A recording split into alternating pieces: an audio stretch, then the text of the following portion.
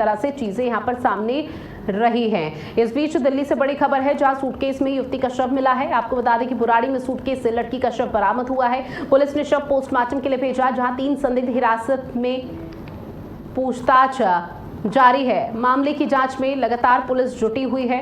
तो ये बड़ी खबर आपकी टीवी स्क्रीन पर लगातार साझा कर रहे हैं, जहां आपको बता दें कि इस पूरे मामले को लेकर लगातार कार्रवाई का सिलसिला आगे बढ़ाया जा रहा है। लेकिन जो लड़की का शव सूटकेस में मिला है,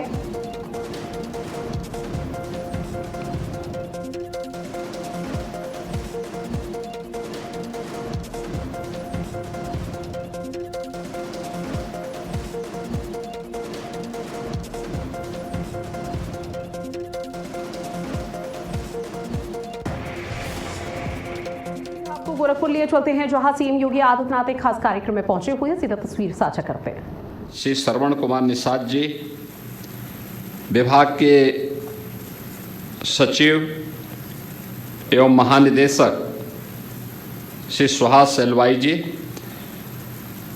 भारतीय जनता पार्टी के क्षेत्रीय अध्यक्ष श्री विनोद राय जी, जिलाध्यक्ष जनार्दन तिवारी जी, महानगर अध्यक्ष श्री रमेश प्रताप गुप्ता जी, पूर्व महानगर अध्यक्ष श्री राजेश गुप्ता जी, और आज के इस कार्यक्रम में सभी 75 जनपदों से में आयोजित प्रांतीय रक्षक दल से जुड़े हुए आज के इस कार्यक्रम में उपस्थित सभी हमारे प्रांतीय रक्षक दल के स्वयंसेवकगण, विभागीय अधिकारीगण और उपस्थित बहनों और भाइयों,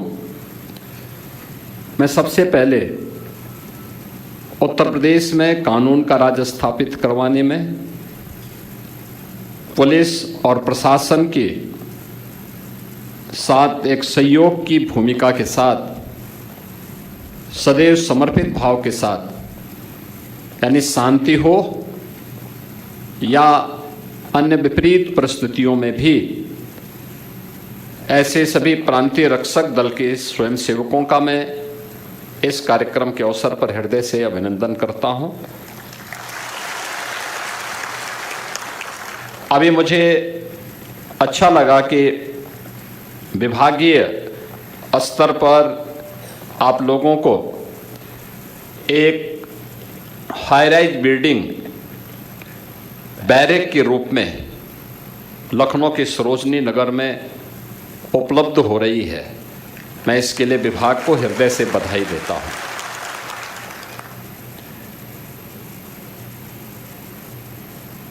परिवर्तन ऐसे ही होता है।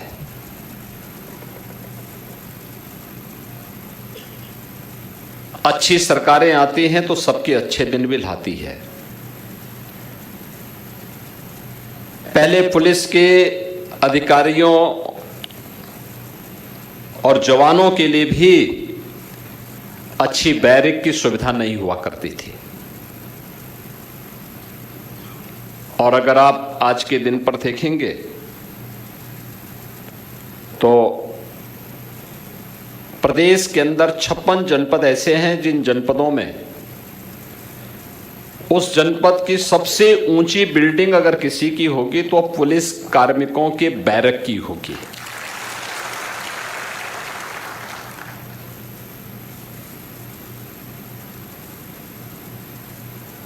होमगार्ड के स्वयंसेवकों के लिए भी अब अच्छी अवस्थापना सुविधाओं का विकास हुआ है। अब प्रांतीय रक्षक दल थे, प्रांतीय रक्षक दल के लिए भी अब हाईराइज बैरक के निर्माण का कार्य लखनऊ में संपन्न हुआ है। ये चीजें दिखती हैं कि परिवर्तन केवल एक तबके के लिए नहीं है,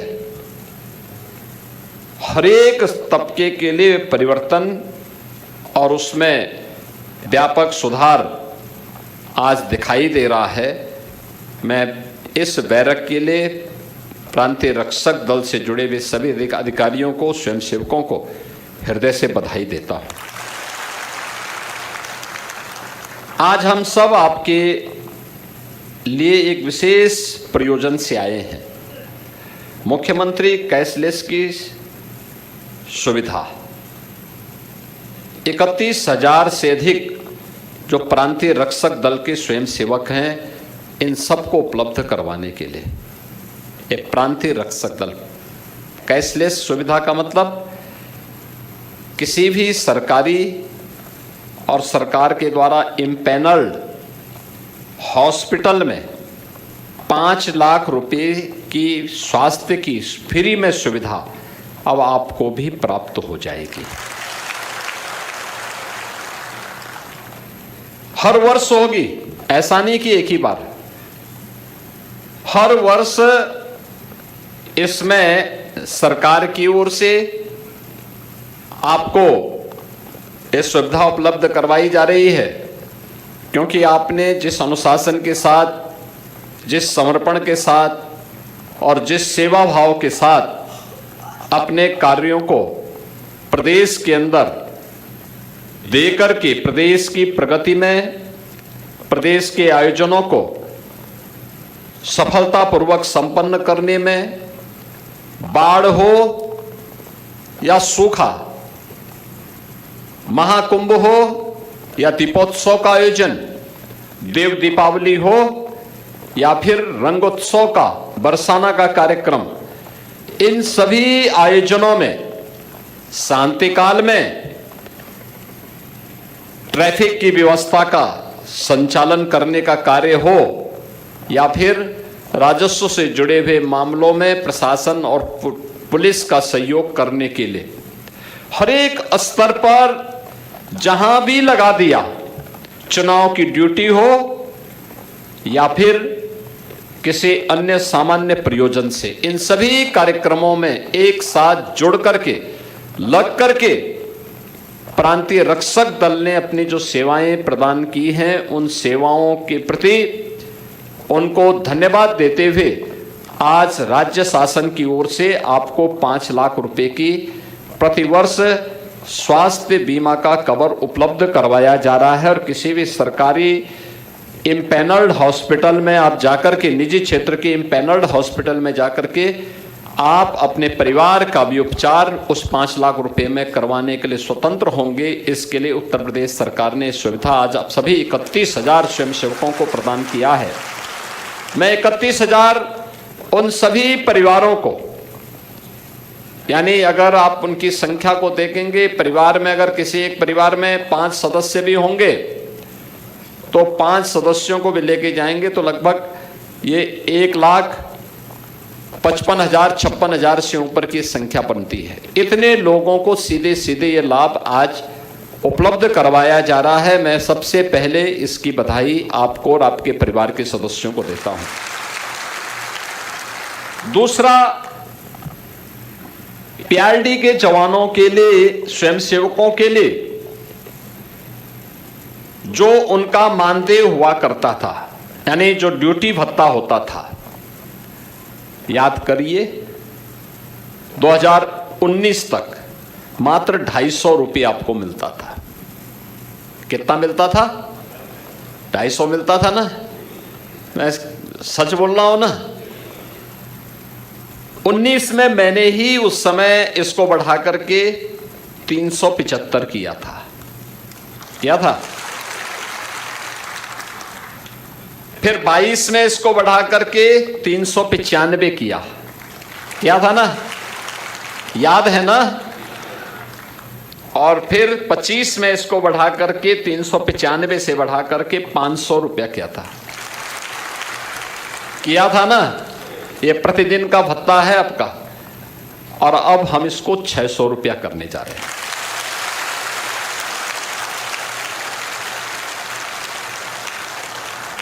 देखिए, आप कार्य करेंगे तो इसके परिणाम भी आएंगे। पहले आपको ड्यूटी नहीं मिलती थी,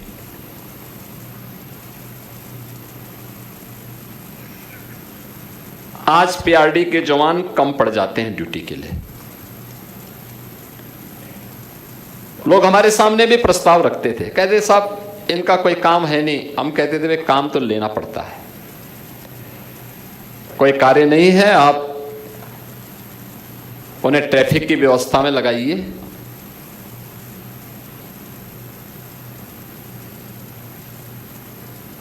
उन्हें मेट्रो की सुरक्षा का दायित्व भी दीजिए,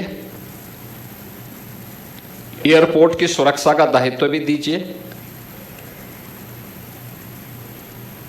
विभिन्न कार्यालयों की सुरक्षा की व्यवस्था का दायित्व भी दे दीजिए।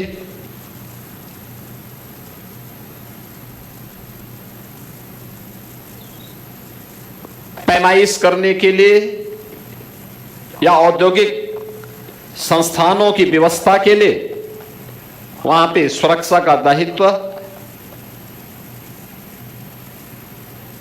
या अन्य व्यवस्थाओं के संचालन में योगदान देने के लिए हमारा प्रांतीय रक्षक दल का स्वयंसेवक पूरी ईमानदारी और प्रतिबद्धता के साथ कार्य करेगा। उसकी ट्रेनिंग हो, समयबद्ध तरीके से हम उसको आगे बढ़ाएं। पेट से कोई सीख के नहीं आता है, उसको ट्रेनिंग देनी पड़ेगी। वो सीखेगा तो अच्छा कार्य करेगा, परिणाम देगा। आज जो प्रगति प्रदेश के अंदर हुई है, ये प्रगति सामूहिक प्रयास का परिणाम है। और ठीक है, पहले की सरकारों के एजेंडे में डेवलपमेंट नहीं था, उनका विकास केवल सफाई सिंडिकेट का विकास तक सीमित रह गया था। उनका स्वयं का विकास हो, बाकी जाए प्रदेश बाढ़ में, इसलिए दंगा करवाते थे, गुंडागिर्दी करवाते थे, लूटपाट करवाते थे, खजाने को लूटपाट करवाते थे।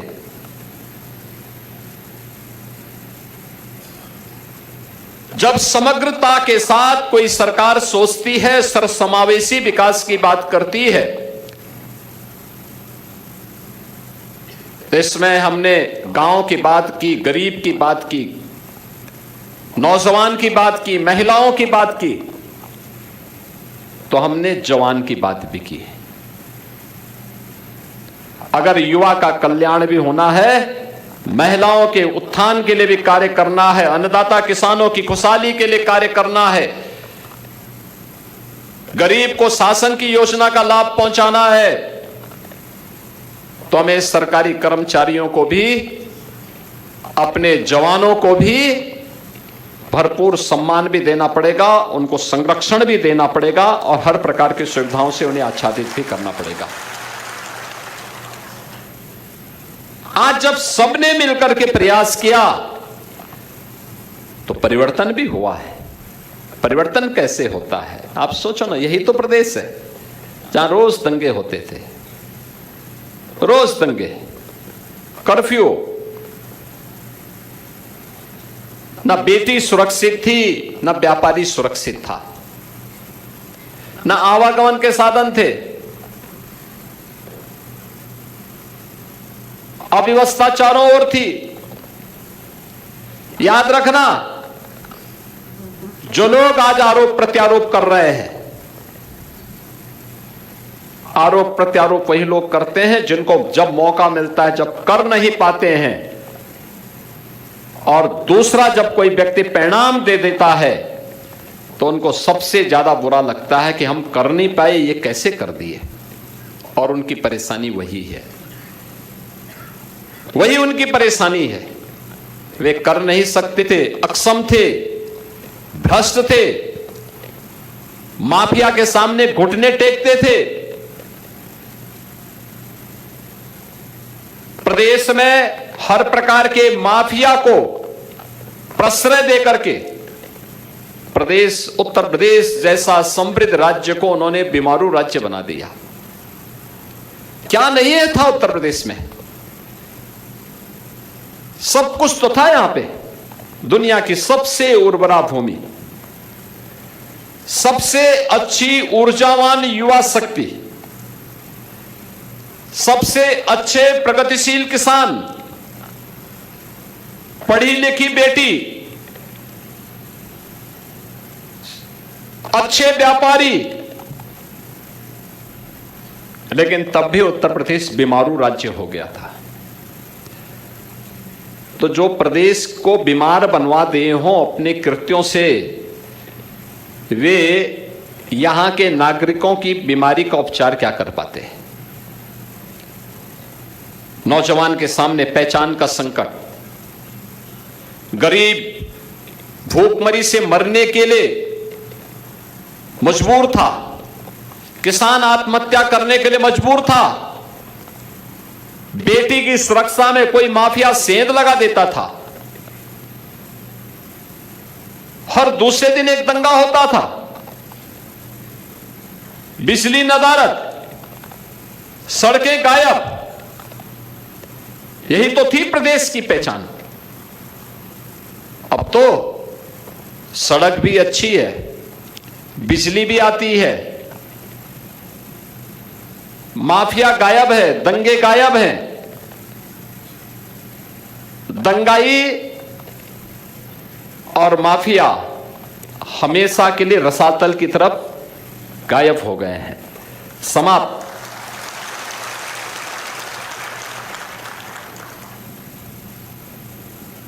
आज उत्तर प्रदेश बीमारू राज्य नहीं है, भारत की अर्थव्यवस्था का एक ग्रोथ इंजन बनकर के उभरा है।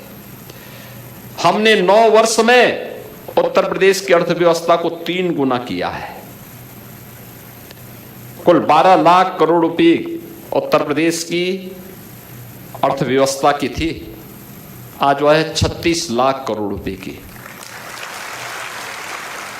43,000 थी यहां प्रति व्यक्ति आए, आज वह 1,20,000, आज 1,20,000 है। यहां का जो सालाना बजट था वह 3 लाख करोड़ का था, आज हम वह 9,70,000 पहुंच गया है। यह है प्रोग्रेस, यह है प्रगति के मानक।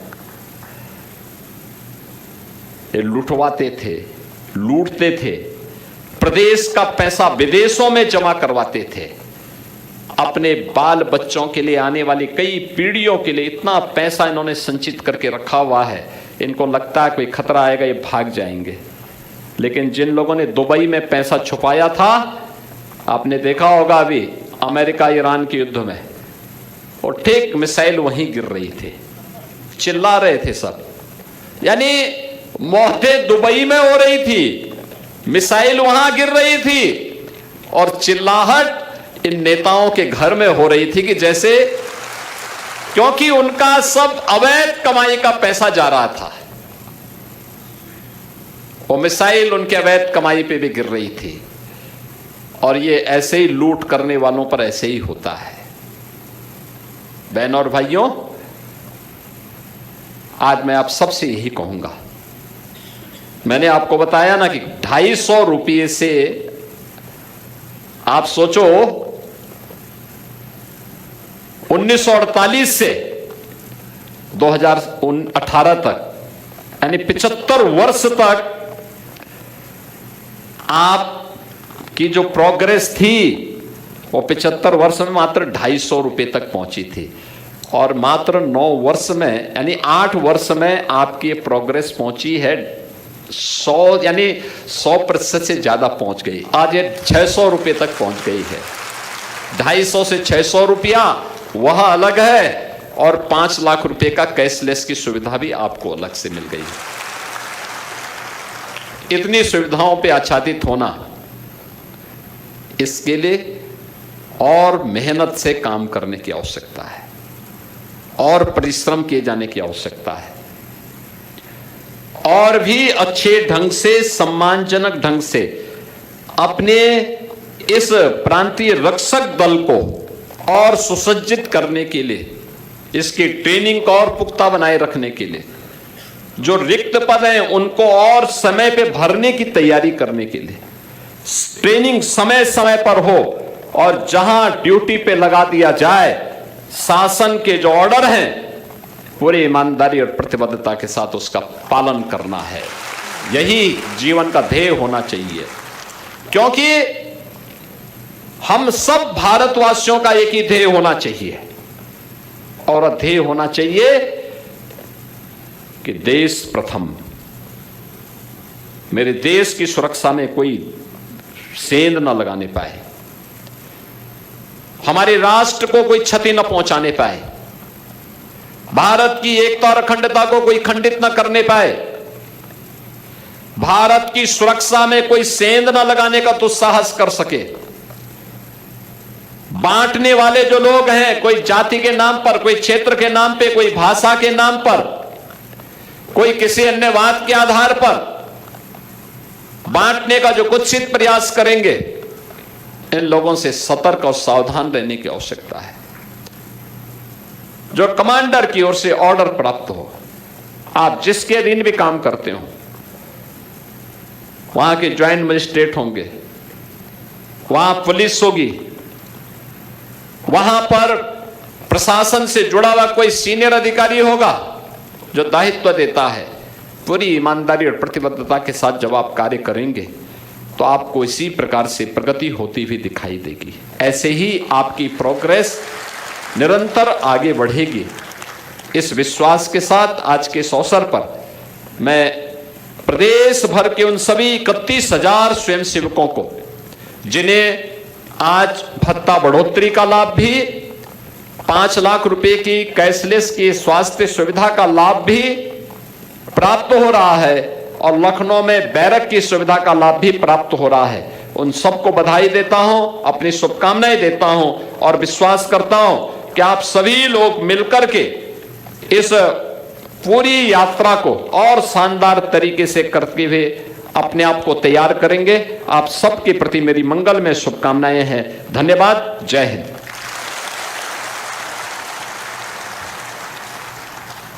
तो देखिए, सीएम योगी आदित्यनाथ को आप सुन रहे थे। गोरखपुर से तस्वीरें आप तक साझा कर रही थी, जहां योगी आदित्यनाथ ने कई महत्वपूर्ण बातों का जिक्र किया। साथ ही उन्होंने कहा कि पहले अव्यवस्था हुआ करती थी, 2017 से पहले कुछ और हालात थे, लेकिन 2017 के बाद लगातार उत्तर प्रदेश की दिशा और दशा की यहाँ पर बदलती हुई नजर आई है और आने वाले समय पर भी इसी तरह के प्रयास लगातार राज्य सरकार की तरफ से जारी रहेंगे। जहाँ प्रांतीय रक्षक दल के जवानों का सम्मेलन का यह आयोजन था, योगी आदित्यनाथ यहाँ पर पहुंचे और सीएम योगी आदित्यनाथ ने संबोधन के माध्यम से लगातार यहाँ पर 2017 से पहले और 2017 के बाद में क्या कुछ बदलाव हुआ है, बीजेपी की तरफ से, डबल इंजन सरकार की तरफ से क्या बदलाव किए गए हैं, उसका उल्लेख यहाँ पर किया गया है। साथ ही बिना नाम लिए विपक्षी पार्टी पर भी निशाना साधा कि यहाँ पर जो विपक्ष पार्टी है, समाजवादी पार्टी है, वो यहाँ पर दंगे कराती थी, वो यहाँ पर सिर्फ एक जगह पर किसी भी तरह का कोई विस्तार कराने का प्रयास करती थी और ताकि उनको खुद से लाभ हो, उनके परिवार को लाभ हो। लेकिन जब बात प्रदेश की आती है तो प्रदेश को लेकर उनका सीधे तौर पर एक नजरिया था कि प्रदेश भाड़ में जाए, हमें प्रदेश से कोई मतलब नहीं है।